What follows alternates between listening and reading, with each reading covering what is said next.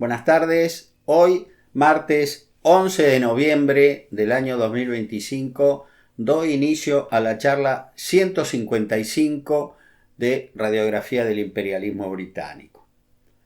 Bien, como había prometido en la última charla,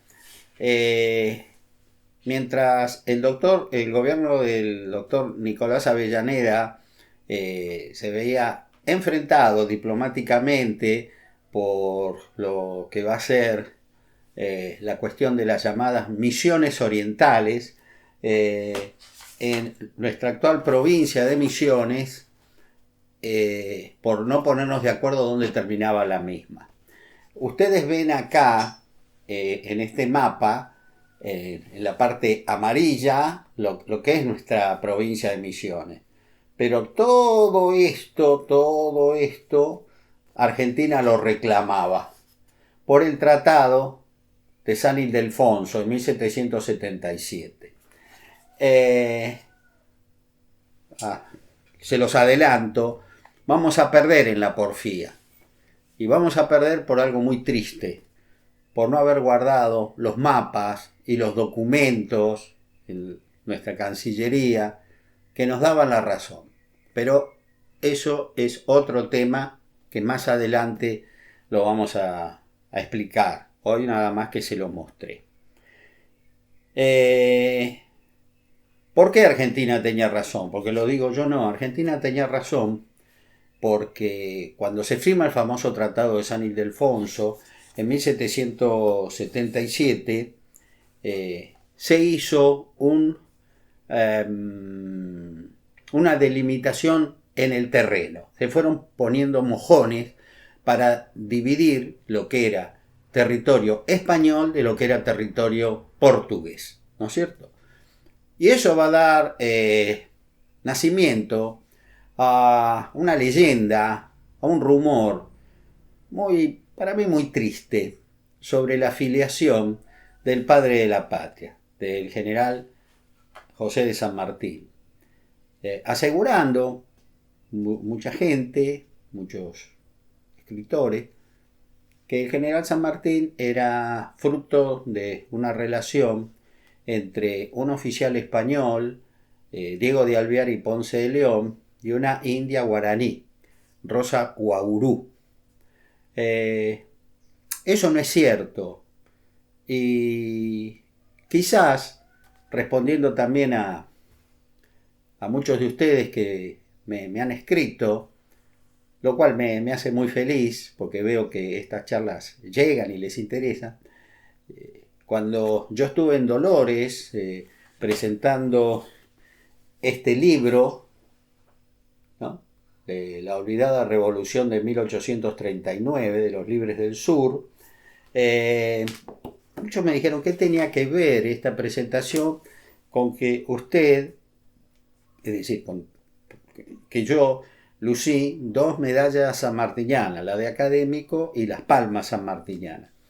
Y les quiero aclarar que este es un libro sanmartiniano, porque aparte de la revolución, en 3 anexos está la biografía de 2 oficiales sanmartinianos, como lo fueron el sargento mayor Pedro Castelli y el coronel Ambrosio Kramer, que ambos van a morir el 7 de noviembre de 1839, al fracasar dicha revolución. Pero también en un anexo, en el anexo 5 de esta obra, yo puse, por razones que en el libro se explican, en ese anexo lleva por título una antojadiza y ridícula versión sobre la filiación del general José de San Martín. Bien, volvamos al Tratado de San Ildefonso, que si nosotros hubiéramos tenido la documentación bien guardada, rubricada por los oficiales que realizaron la cuestión de límites portugueses, hubiéramos ganado ese debate, ese litigio que tuvimos con Brasil, y perdimos prácticamente el doble de lo que hoy es nuestra querida provincia de Misiones.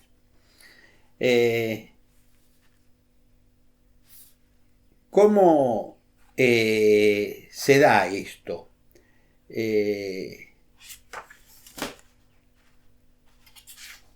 Hubo una hija del cardenal Carlos de Alvear, una mujer que estaba insana mentalmente, que escribía folletines, que era una persona de una familia muy prestigiosa, y que en una de esas aseveraciones infundadas dijo, mi abuelo, Diego de Alvear y Ponce de León, fue el verdadero padre del general San Martín, que lo tuvo en una relación con una india guaraní, una jovencita guaraní, llamada Rosa Guauru. Bien, hubo un juicio sobre filiación en el año 2016-2017, y en primera instancia los que sostenían esta teoría ganaron. A fines del año 2016 nos comunica con gran pesar esta noticia el doctor Rodolfo Argañarás Alcorta, que era el vicepresidente primero del Instituto Nacional Sanmartiniano, quien llevaba la defensa de la causa en el sentido de que no era cierto. El general San Martín era hijo del matrimonio del capitán Juan de San Martín y Gregoria Matorras. ¿Tendría algo de indigno que el general San Martín fuera hijo de una india guaraní? No. Lo verdaderamente indigno es que eso no es verdad. Y bueno, si no es verdad, ¿por qué tenemos que permitir que cualquier cosa se diga? ¿No? Vuelvo a repetir, no, por lo menos en mí no corre ninguna animadversión a tener un origen indígena. Es más, yo lo tengo, porque durante la primera campaña del desierto, digamos, la campaña de 1833-34 que realizó el brigadier Juan Manuel de Rosas, formaba parte de la misma un hombre que luego va a integrar la Mazorca, un francés, Juan Bautista Genier, que fue herido, no le voy a contar toda la historia, es larga, bueno, gravemente en un brazo, él mismo se lo amputó de un sablazo y llegó más muerto que vivo a la cercanía de Fuertes Tomba, actual ciudad de Bahía Blanca, donde fue rescatado, llevado a la ciudad y bueno, había indios cautivos ahí y le dijeron a una india, cuídalo, y según el rumor familiar le habían dicho, si se muere vos lo seguís, ¿no? Que no creo, pero bueno.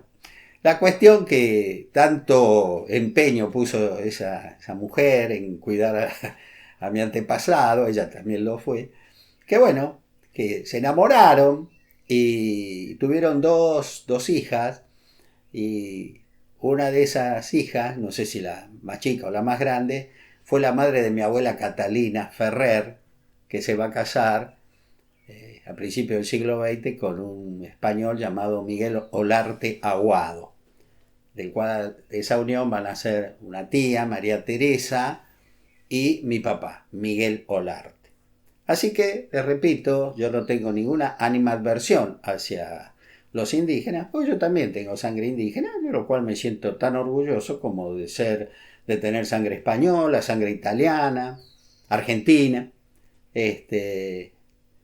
porque recordando lo que dijo una vez un gran presidente estadounidense, Abraham Lincoln, no me interesa tanto saber quién fue mi abuelo, más me interesa saber qué va a ser el nieto.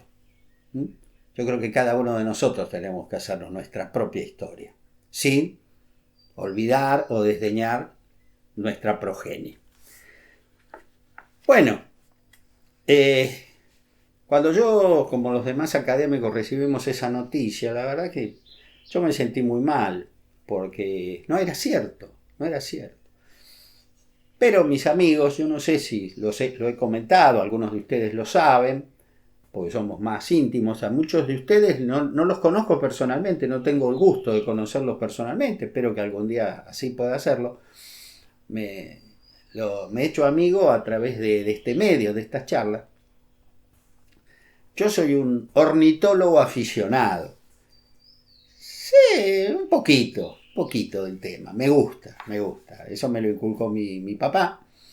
Y bueno, tengo libros, me gusta observar las aves. El otro día cuando iba a Dolores, la alegría más grande que yo tenía, cuando se podía, por supuesto, ¿no? En la ruta no había casi nadie en el tránsito.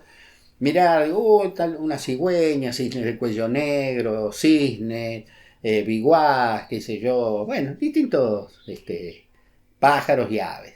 Me gusta. Entonces, como me gustan y como mi escritor preferido es el quilmeño, el gran naturalista argentino, el más grande, Guillermo Enrique Hudson, persona que me marcó también, tanto que mi segundo hijo se llama Guillermo en su honor y en homenaje también al gran almirante Guillermo Brown. Así que yo de pájaros sé, no me quiero decir sé bastante, sé bastante, no estoy para un concurso, pero me gusta, es un tema que me gusta. Como hay gente que memoriza la delantera de River de tal año, la de Boca, bueno, yo en eso no. Algo me acuerdo, pero nada más.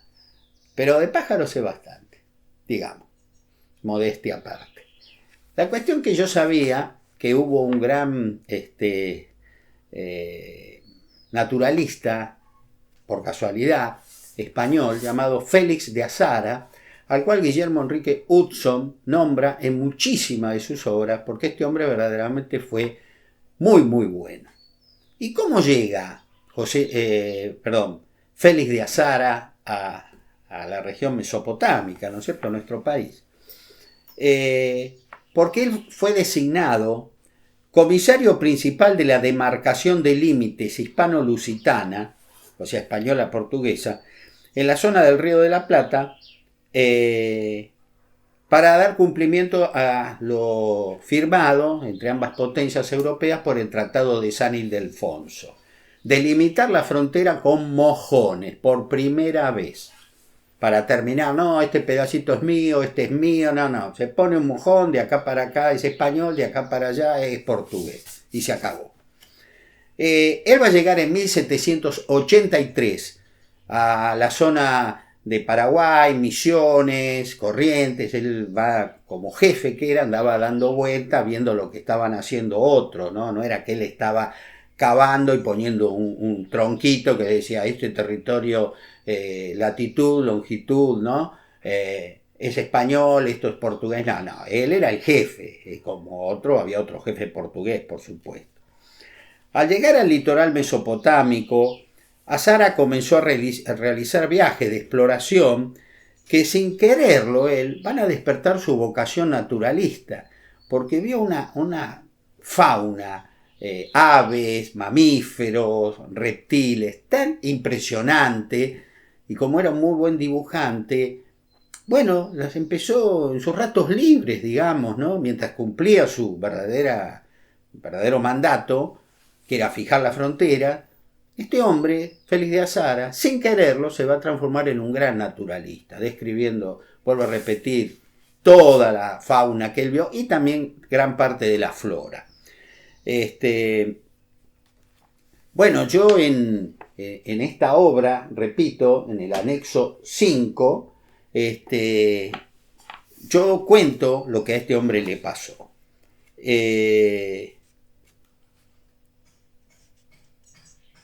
Va a ser tan importante, él escribió varios libros, su obra póstuma de 1847 se llama Descripción e Historia del Paraguay y el Río de la Plata, ¿no es cierto?, donde hizo muy buenas observaciones de los animales autóctonos que él vio, como así también de la flora, lo vuelvo a repetir, que en Europa causó sensación. Hudson va a conocer su obra y en sus libros lo nombra muchísimas veces con gran admiración. Él dice, Félix de Azara, lo siguiente: encontrándome en un país inmenso que me parecía desconocido, ignorando casi siempre lo que pasaba en Europa, desprovisto de libros y de conversaciones agradables e instructivas, no podía apenas ocuparme más que de los objetos que me presentaba la naturaleza.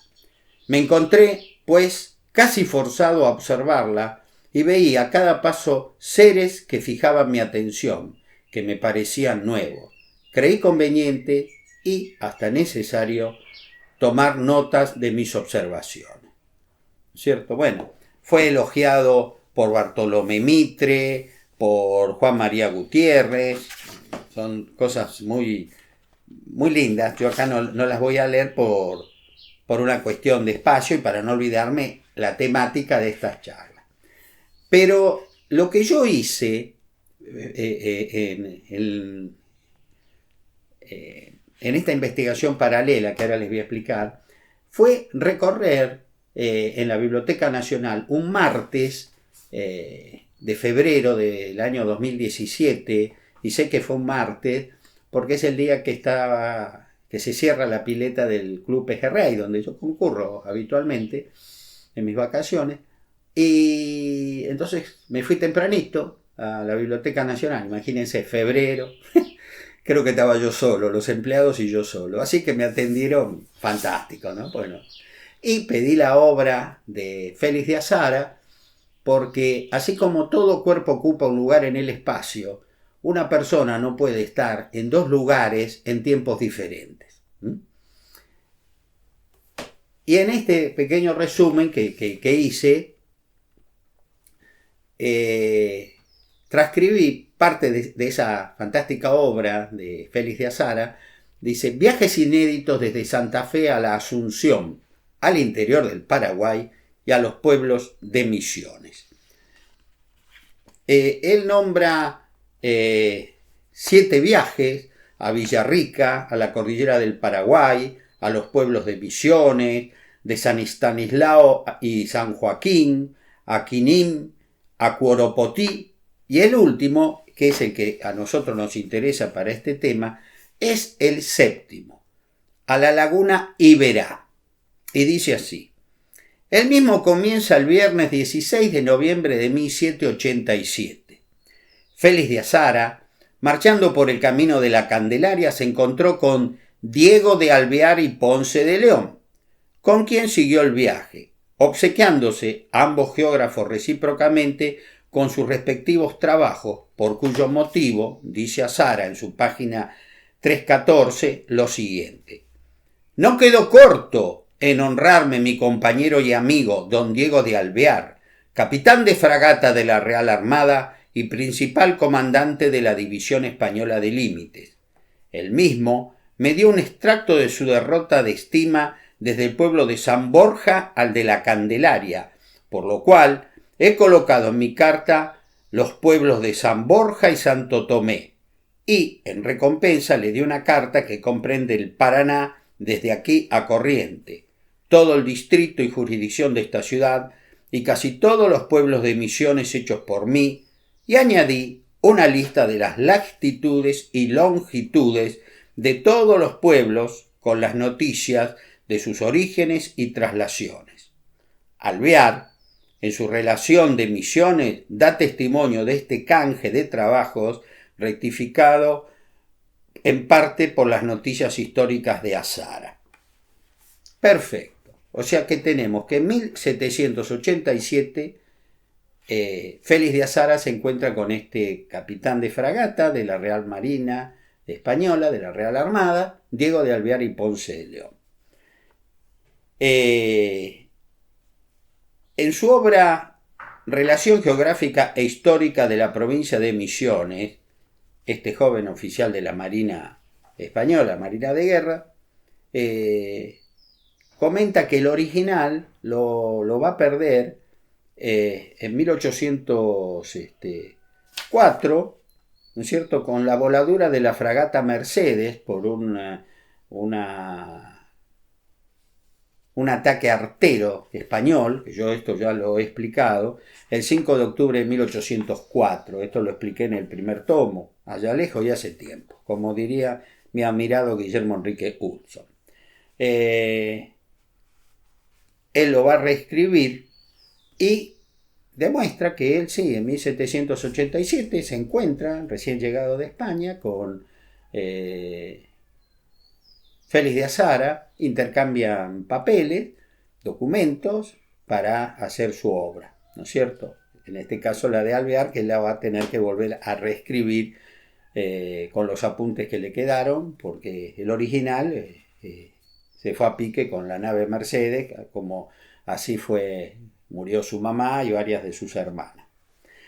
Esto no hubiera pasado más que ser un... Bueno, se encontraron dos oficiales españoles en 1787 en la laguna de Liberá. ¿Y eso qué tiene que ver? Bueno, en 1877, una de las hijas del general Carlos de Alvear, Joaquina Alvear de Arrotea, escribió en cuadernos manuscritos que su abuelo, Diego de Alvear y Ponce de León, era el padre de San Martín, como ya lo expliqué. Esta señora tenía un problema, tenía una cuestión, un problema mental, ¿no es cierto? Era una enferma, ¿no es cierto? Entonces su marido pidió su internación, porque temía hasta por su propia vida, una mujer que vivía como en un delirio, ¿no? Bien, el estado mental de doña Joaquina Alvear de Arrotea. Esta mujer, en Rosario, el lunes 22 de enero de 1877, escribió, que ella era sobrina carnal del general San Martín, que tan brillantemente descollara en San Lorenzo, Chacabuco y Maipú, por ser hijo natural de mi abuelo, el señor don Diego de Alvear y Ponce de León, habido con una indígena correntina, que como que ella no nombra, pero yo ya les dije, hubiera sido Rosa Guaurú. Bueno, un mes más tarde, el 22 de febrero de 1877, se presentó su marido, Agustín Arrotea, dice, en la presentación dijo, como es de notoriedad que hace algún tiempo mi legítima esposa, doña Joaquina Alvear, se encuentra en estado de incapacidad, enfermedad que por desgracia la inhabilita para todo acto civil, y en el interés de la sociedad conyugal, solicita que se le nombre un tutor y curador a la misma. Bueno, acá están las partes más importantes de ese libro, y al final se concluye que, yo no les voy a leer todo porque es extenso, el estado mental de esta señora no está en su integridad normal. Está bajo la influencia de lo que los autores en medicina designan con el nombre de erotomanía, una forma de locura idiopática en la que la imaginación es el único está alterada y se traduce en un efecto excesivo hacia un objeto real e imaginario. Es decir, a esta mujer se le disparaba, que ella, por ejemplo, era sobrina de San Martín o pariente del Papa, o bueno, en fin. No se puede uno ni burlar ni faltarle respeto a su memoria. Era una mujer que no estaba en su sano juicio, como se dice vulgarmente. La justicia de Rosario la declaró incapaz para administrar sus bienes y demás actos de la vida civil. La causa judicial de referencia está caratulada 1877, don Agustín Arrotea, sobre nombramiento de tutor de su esposa. Se encuentra en el Museo Histórico Provincial de Rosario, Dr. Julio Marc, archivada bajo el número 84. Allí fue descubierta por el doctor Víctor Nardiello, quien difundió tan valioso hallazgo historiográfico. Queda por tierra con esa pretensión. El final de la inaudita pretensión.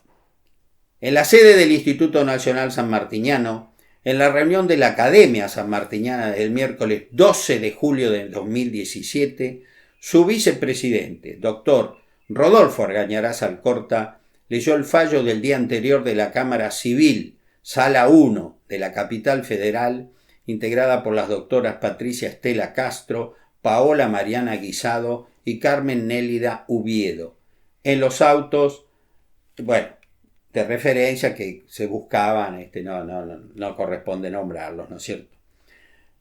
En forma unánime, estas tres juezas desestimaron la petición efectuada sobre la supuesta afiliación de Diego de Alvear y Ponce de León con el general San Martín, por una cuestión de que no daban los tiempos, que ahora les voy a explicar. Al término de del trascendental informe, el doctor Rodolfo Argañarás Alcorta agradeció muy especialmente al doctor Jorge Gabriel Olarte por el valioso trabajo de investigación realizado sobre Félix de Azara y Diego de Alvear y Ponce de León en la Biblioteca Nacional en el mes de febrero de 2017, que fue aportado a esta causa. Es un gesto que no lo hago por una egolatría, sino en reconocimiento a un gran hombre que me brindó no solo su amistad, sino sus consejos y sus grandes conocimientos sanmartinianos, como fue el querido Rodolfo Argañarás Alcorta, un gran amigo al que verdaderamente se lo extraña en la academia. ¿Qué significa esto? Señores, ustedes me dirán, no entendemos nada, ahora les explico. El Tratado de San Ildefonso, por el cual se firmó la paz entre España y Portugal, es de 1777. ¿Sí? Félix de Azara llega recién en 1783 a comenzar las tareas de límites, ¿no? De amojonar la frontera. En 1787 llega Diego de Alvear y Ponce de León. Que yo no discuto que este hombre, este joven oficial de la Armada Española, haya tenido un romance con una niña, una señorita guaraní, en la zona de Yapeyú, que se llame Rosa Guaurú. Todo perfecto, vamos a ponerle que es cierto. Y si ustedes quieren, tuvo un nene, un varón, y quizás hasta le pusieron José. Yo de eso no digo nada, no me meto. Pero ese niño no puede ser jamás, y ya la justicia lo determinó, el general San Martín. Porque el general San Martín nació el 25 de febrero de 1778, 5 años antes que se empezara a implementar el amojonamiento de la frontera y 9 años antes hasta que llegara a la zona Diego de Alvear y Ponce de León. Por eso se acabó el tema, y si esta contribución un tanto extraña de los viajes de Félix de Azara, que yo hice nada más que lo leí, obra que leí hace muchos años por mi amor a la naturaleza, a los pájaros fundamentalmente, siguiendo el consejo de Guillermo Enrique Hudson, digamos, resultó un poco o bastante determinante para finiquitar la cuestión. Hace muchos años que en Argentina salen a la luz cosas que no son ciertas del Libertador o relacionadas con él. Hay algunas que son buenas y otras son opinables. Por eso yo he escrito sobre el tema, por ejemplo, en esta obra, El mito de los 7 granaderos, que ustedes están viendo aquí, que no es cierto que el día que llegan los restos del general San Martín, toman una participación extraordinaria, 7 viejos granaderos que aparecen de la nada con sus uniformes, su equipo militar, el sable y todo, y luego desaparecen como si fuera algo mágico. Eso no ocurrió. En esta obra yo lo demuestro acabadamente. Así que les pido que no insistan con esto porque no es cierto, porque está fundado este trabajo. Es simple. Se confunde, alguien confundió, quizá de la mejor buena fe, que cuando regresa el regimiento de granaderos a caballo en 1826 a Buenos Aires, obra que, si Dios quiere, verá la luz el año que viene, cuando se cumplan 200 años de ese hecho histórico, llegaron 6 granaderos de los primeros que hubo, ¿no es cierto? Y como el jefe de esos gloriosos hombres, de los restos de nuestro querido regimiento, era el coronel José Félix Bogado, paraguayo de nacimiento, Yo te digo en esta obra que no está mal considerarlo abogado como uno de los 7 granaderos originales, por llamarlo de alguna manera, aunque verdaderamente no lo fue, porque él va a ser incorporado al regimiento luego del combate de San Lorenzo, ¿no es cierto? Hay 6, que no se los voy a leer ahora porque esta es una charla sobre Malvinas. En la obra está todo, cómo fue el acto, fue apoteótico, algo extraordinario, pero lo de los 7 granaderos, olvídense, eso no ocurrió. Me hubiera encantado que hubiera ocurrido, hubiera sido hermoso. Pero la historia es la historia se basa en hechos fidedignos. Si no, estamos en la novela histórica. Y otra cosa que hace años se viene diciendo sobre el general San Martín, bueno, yo ya estoy entrando en una etapa de mi vida que he doblado el codo de Dorrego y voy hacia la recta final, ¿no? Estoy corriendo la recta final. Entonces dije un día, ¿y por qué no? Y así fue que nació este libro. El general José de San Martín no fue masón, porque no lo fue. Pero yo en esta obra no hago un juicio peyorativo, crítico a la masonería. Cada cual, si quiere ser masón, tiene todo el derecho del mundo de serlo. Pero eso sí, no digan que San Martín lo fue porque no es cierto. El general San Martín fue católico. Y en la obra demuestro, pero decenas de hechos que lo tienen como un hombre de profunda fe religiosa, católica, apostólica y romana. ¿Sí? Porque usted dice, bueno, pero podría haber sido masón. No. Para que ustedes me entiendan. O se es de River o se es de Boca. No se puede ser de los dos. Es simple. Vuelvo a repetir, yo no ofendo a la masonería. El que quiere serlo, que lo sea. Pero la Iglesia Católica la ha condenado duramente. En la obra está todo. Y el general San Martín no fue masón. Es más, es el único general, la única persona que yo sepa en el mundo que ha sido enterrada en 2 catedrales. La catedral de Boulogne-sur-Mer y luego la catedral de Buenos Aires. Porque está en la catedral de Buenos Aires. Eso de que él está afuera, que no, el que dice eso está cometiendo un gravísimo error. Ese era un lugar de la catedral donde se realizaban bautismos.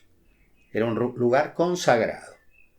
Y cuando el gobierno del doctor Nicolás Avellaneda, del cual yo me estoy refiriendo en este momento, le pidió a las autoridades eclesiásticas de Buenos Aires si podrían depositar los restos del general San Martín en la catedral, la iglesia se puso enloquecida, chocha, digamos, ¿no? Recontento. Por favor, sí, y lo recibieron. Jamás se hubiera aceptado que un masón descansara en una catedral. Así que ese es otro tema que ya está, se acabó. Y ahora, mis queridos amigos, yo ya les mostré el mapa sobre Misiones, esto de Félix de Azara, que también describió los trabajos que realizaron todos por esta zona y otras de la Mesopotamia, no fue debidamente valorado en su momento y vamos a perder ese territorio. ¿Cómo lo voy a hablar en próximas charlas? Porque por eso estas no tienen límite temporal. Yo en este momento estoy escribiendo el último tomo, ¿no? Que es muy difícil porque la historia ya la tenemos encima, ¿no es cierto? Hay heridas abiertas todavía de lo que nos ha pasado, la guerra de Malvinas. Pero bueno, yo lo estoy escribiendo, luego seguramente lo voy a estar revisando, voy a estar agregando cosas, modificando algunas otras. Me llegan permanentemente datos que ustedes me envían, yo se los agradezco. Hay datos que ya veré la forma de de introducirlo en la obra, en el final, porque el final son la enumeración de las 40 razones por las cuales la historia y el derecho, no Jorge Gabriel Olarte, la historia y el derecho nos dicen que las Islas Malvinas, Georgias y Sandwich del Sur son argentinas, que nos han sido despojados por el uso de la fuerza, y que Gran Bretaña, la potencia extracontinental usurpadora, no tiene ninguna razón, ninguna justificación, tiene un 0. El score es 40-0, aunque quizás a ustedes les parezca increíble. Ya vamos a llegar. Posiblemente a finales del año que viene. No quiero prometer después lo que no voy a cumplir. Estamos, creo que ya por llegar a 1880, entre esta charla, la voy a esbozar. En la próxima quizás ya llegamos a 1880 con 2 hechos trascendentales. La capitalización de Buenos Aires y, previo a ello, la conquista del desierto del general Julio Argentino Roca, que va a terminar de una vez y para siempre con el azote de los malones araucanos que tenían a la frontera del sur de la patria, desde el Atlántico hasta la cordillera de los Andes, en constante alarma, y lo que ellos despojaban, aparte del dolor que causaban, sus muertes, la captura de las cautivas,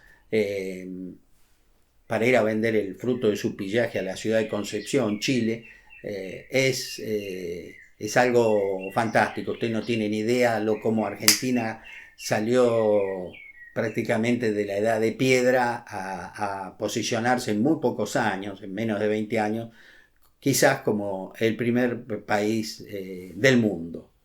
Aunque ustedes estos no lo crean y les parezca que yo estoy hablando poniéndome la camiseta, porque Argentina... No. Yo lo respaldo con notas, con hechos, a pie de página en la obra saturo con el justificativo. Porque, como dijo un gran escritor italiano, Edmundo D'Amicis, en su obra Corazón, para Italia, para el mundo, Argentina era el paraíso en la tierra. Y esto no es broma. Llegamos a ser el granero del mundo. Y venían europeos, especialmente italianos, a trabajar, a levantar la cosecha. Venían por un par de meses nada más. La inmigración golondrina le pusimos. Parecían las golondrinas. Llegaban en la primavera y se iban en el otoño, cuando terminaban las cosechas. La primera vez, la segunda vez ya vinieron con la familia y se quedaron, les aclaro. Una tierra de promisión. Gracias a la gran constitución liberal que adoptamos en 1853, la obra del más grande, posiblemente de los abogados argentinos, el tucumano, el doctor Juan Bautista Alberdi, autor de Bases y Puntos de Partida para la Organización Nacional, y que el general Justo José de Urquiza tuvo la brillantez, el tino de adoptar, como diciendo, esta obra es la base verdadera de la Constitución que necesitamos los argentinos. Y vaya que estuvo acertado el juicio de Urquiza, porque vuelvo a repetir, nos sacó de ser poco menos que cavernícolas para... Bueno, no teníamos límite en nuestro crecimiento. ¿Qué nos pasó? Por favor, piano piano se va lontano, dicen los italianos, ¿no es cierto? O sea, de a poquito, si no, no se entiende. Mis queridos amigos, bueno, en este minuto nada más que me queda, nada más que agradecerles siempre su atención, su muestra de cariño y también, ¿por qué no?, sus críticas. Yo leo todo. A veces les puedo contestar, pero ustedes no saben. Recién hablábamos antes de proceder a filmar con Nacho que estamos cansados. Sí, verdaderamente esto es una tarea que no vemos la hora de que nos tomemos vacaciones. Desde ya les anuncio que la última charla va a ser el 16 de diciembre. ¿Mm? O sea que nos está faltando prácticamente un mes de charlas. Y yo quise que termine este año. Podríamos dar una charla más, pero no tiene sentido. El 16 de diciembre, por este año, plantamos bandera, pero la vamos a plantar con el más grande éxito diplomático que hemos tenido, con la sanción de la resolución 2065 de las Naciones Unidas para reconocer los derechos de nuestra patria, y eso se hizo durante la gestión de uno de los más grandes presidentes que tuvimos en el siglo XX. No sé, quizás el más grande, el doctor Arturo Umberto Illia. Pero para el 16 de diciembre me van a tener que tener un poquitito de paciencia. Nada más, muchísimas gracias, como siempre, los aprecio mucho y bueno, hasta la próxima. Tengan ustedes muy buenas tardes.